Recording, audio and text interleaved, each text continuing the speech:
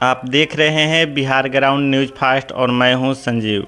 अभी हम बात करेंगे पूर्णिया लोकसभा सीट से, जो बिहार के सबसे हॉट सीट बनी हुई है। महागठबंधन की ओर से आरजेडी के उम्मीदवार बीमा भारती और वही एनडीए गठबंधन की ओर से जेडीयू के उम्मीदवार संतोष कुशवाहा है। और जो सबसे ज़्यादा हॉट बनाने वाली वो निर्दलीय शख्स है, वो है पप्पू यादव, जो काफ़ी हॉट बना दिए हैं। और इसी मुद्दे पे हम विस्तार से बात करेंगे और अभी हमारे साथ रंजन जी जुड़ चुके हैं। सबसे पहले हम बात करेंगे आरजेडी के उम्मीदवार बीमा भारती के बारे में।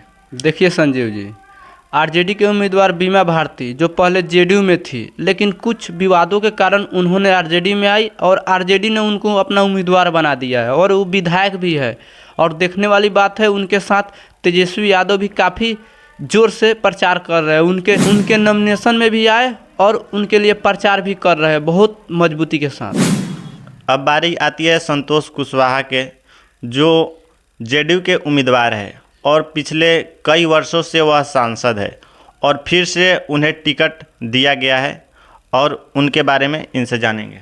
देखिए संजीव जी, संतोष कुशवाहा जो लगातार सांसद वहाँ से बने आ रहे हैं, उनके लिए उनके जो क्षेत्र के लोग हैं काफ़ी आक्रोश उनमें है, क्योंकि वो वहाँ के लोगों को कहना है कि वो चुनाव जीतने के बाद वो अपने लोकसभा सीट में कभी आते नहीं है और उनको जब वोट मांगने पड़ता है तभी वो आते हैं, इसलिए उनके खिलाफ आक्रोश है। लेकिन नरेंद्र मोदी उनके प्रचार में स्वयं आ रहे हैं, नीतीश कुमार भी आएंगे और इसलिए वो भी काफ़ी मजबूत है, क्योंकि भारत में जो बिहार में चुनाव चाहे भारत में होता है वो प्रधानमंत्री के नाम पे होता है और प्रधानमंत्री स्वयं उनके प्रचार में आ रहे हैं। अब बारी आती है पप्पू यादव की, जो वह निर्दलीय लड़ने की ऐलान कर दिए हैं।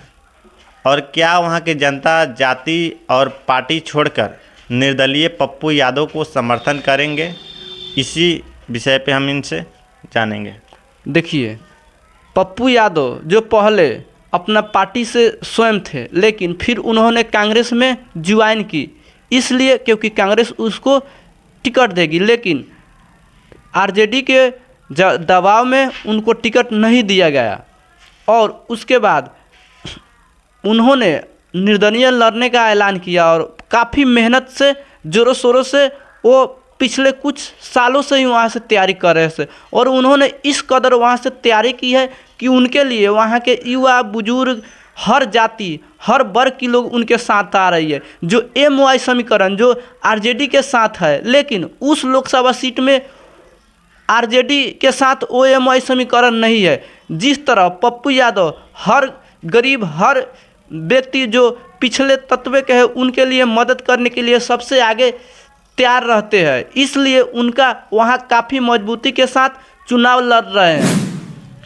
बीमा भारती जो अभी फ़िलहाल आरजेडी के उम्मीदवार है, पहले जेडीयू में थी, उन्हें क्या कारण था कि उन्होंने जेडीयू छोड़कर आरजेडी में आना पड़ा? देखिए, जो जेडीयू के पहले हुआ करती थी विधायक, अभी भी विधायक है, पर वो आरजेडी में आए हैं और उनको आरजेडी ने अपना उम्मीदवार बनाया है। उनका सबसे बड़ी कारण है क्योंकि जेडीयू के ही एक लेडीज़ मंत्री लेसी सिंह जो काफ़ी उस पार्टी में वरीय नेता है और वो अभी फिलहाल मंत्री है, उनसे उनका तालमेल अच्छी नहीं है। साथ ही जो जिस समय बिहार सरकार का परीक्षण हुआ उस समय तक वो गायब बताई जा रही थी, लेकिन अंतिम क्षण में वो पहुंची, नीतीश कुमार को समर्थन दिया, फिर उनके बेटे और पति दोनों को गिरफ्तार कर जेल में डाल दिया गया।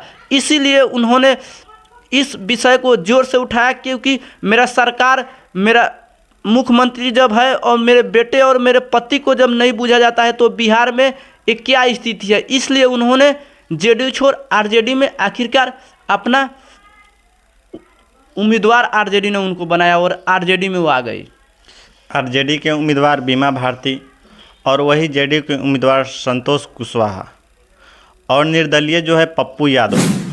क्या पप्पू यादव उन दोनों पार्टियों के कैंडिडेट से सामना कर पाएंगे? देखिए, सबसे पहले आपको हम बता रहे हैं, आरजेडी के उम्मीदवार जो बीमा भारती है, बीमा भारती जो वो भी वहाँ के वर्तमान में अभी एक क्षेत्र विधानसभा के विधायक है और उनको उम्मीदवार बनाया गया है। साथ ही तेजस्वी यादव उनके रैली में और उनके प्रचार के लिए काफ़ी ज़ोरों शोरों से आ रहे हैं। साथ मुकेश सहनी भी आ रहे हैं, इसलिए वो भी काफ़ी मजबूती के साथ चुनाव लड़ रही है, लेकिन वो पछड़ते हुई दिख रही है। वहीं जेडीयू के जो संतोष कुशवाहा है, उनके खिलाफ जो वहाँ की लोगों में आक्रोश है, लोग कह रहे हैं कि वो सिर्फ जिस समय चुनाव होती है उसी समय वहाँ आते हैं और वो उसी समय वोट मांगने आते हैं, उससे पहले वो अपने क्षेत्र में कभी नहीं आते हैं। इसलिए उनके खिलाफ वहाँ के लोगों में आक्रोश है। लेकिन नरेंद्र मोदी, नीतीश कुमार जैसे जैसे बड़े नेता उनके प्रचार में आ रहे हैं, इसलिए वो कुछ अब लड़ाई में आ रहे हैं। और फिर हम बात कर रहे हैं पप्पू यादव के बारे में। पप्पू यादव जो जन जन के नेता कहलाते हैं, हर गरीब, हर छोटे से छोटे वर्ग के लोगों और साथ ही जिस तरह का उन्होंने फैसला करते हैं और उस पर अटल रहते हैं और कहीं पे भी किसी का मदद हो तो सबसे पहले पहुंचते हैं, इसलिए उनका उस क्षेत्रों में काफ़ी बड़ा अभी के पीरियड में पकड़ बन गया है। इसलिए पप्पू यादव इसमें जीत सकते हैं, सबसे बड़े नेता के रूप में वह निर्दलीय उभर सकते हैं वहाँ से। पूर्णिया लोकसभा से पप्पू यादव वादे पे वादे कर रहे हैं। ब्लॉक से भ्रष्टाचार ख़त्म करना, सड़क बनवाना, एयरपोर्ट बनवाना और लोगों को रोजगार देना, ये सब करना उनके लिए कितना सही है? देखिए, ये करना तो एकदम सही है, क्योंकि अगर कोई भी बिहार का या किसी भी क्षेत्र का या किसी भी विशेष लोकसभा क्षेत्र का अगर कोई भी उम्मीदवार जीतने के बाद एक काम करता है तो काफ़ी सराहनीय है। और साथ ही उन्होंने एक वादा इस कदर की है जो बिहार में सबसे प्रचलित है, ब्लॉक लेवल का। ब्लॉक लेवल में इतना भ्रष्टाचारी होती है, उसको जड़ से उन्होंने मिटाने का ऐलान किया है। एक काफ़ी सुर्खियों में आ रही है। साथ ही वहाँ के एयरपोर्ट को भी उन्होंने चालू कराने का वादा कर रहे हैं और यहाँ का सड़क और वहाँ की गरीबों का रोजगार, ये सब विशेष तौर पर कर रहे हैं। उनका कहना है कि मैं इस बात को अगर पूरा नहीं करूँगा तो इस्तीफा दे दूँगा। साथ ही मजबूती के साथ इस वादे को पूरा करने के लिए उन्होंने ऐलान किया है। बहुत बहुत धन्यवाद आप लोगों को इस वीडियो को देखने के लिए। मिलते हैं अगले वीडियो में।